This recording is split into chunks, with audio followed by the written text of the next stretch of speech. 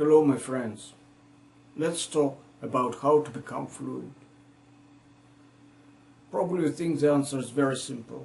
If you want to be fluent, you have to speak as much as possible. But this answer is not correct. Of course you have to speak pretty much, but it shouldn't be the only activity. The second very important activity is reading aloud. So if you forget about reading aloud, you will probably never become fluent. You have to read aloud, and you try to read some sentence without mistakes first, and if you make some mistakes, you reread the sentence till you read it very easily and without mistakes this time. So that second exercise is very important. We can add one more exercise. We can listen to native speech, then to record ourselves, and then to listen to ourselves from outside. This is good for fluency, but some people don't need it because they never tried to sound like native speakers.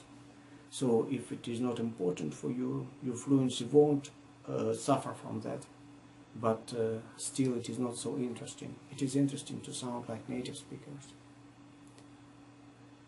So there are 2 or 3 main exercises: speaking, reading aloud, and working on pronunciation. They do good job. But there are psychological aspects of fluency also, because not all native speakers are fluent. And the first thing we have to learn is not to let others to stop us when we want to say something. I mean, no one has right to control what is proper to say and what is not proper to say. You say whatever comes in your mind and not afraid of anything at all. Next moment is very important. When you say something, you should not critically analyze what you are saying. Because some people do it and it is good, because in this case you learn to think, you learn to discover, you learn to criticize yourself, not to make some mistakes.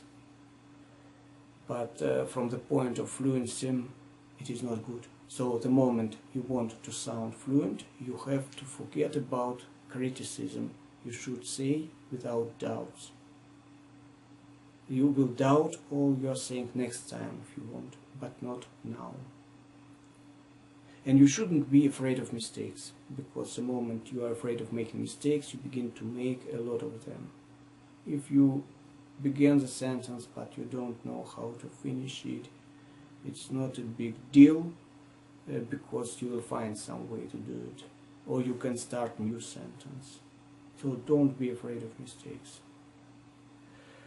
And one more point, fluency and intelligence, they are not always go together, and some people can incline nouns, conjugate verbs very easily, like reporters, and other people believe that if they can speak so fast, so easily, without any mistakes, without any doubt, it shows that they are pretty intelligent.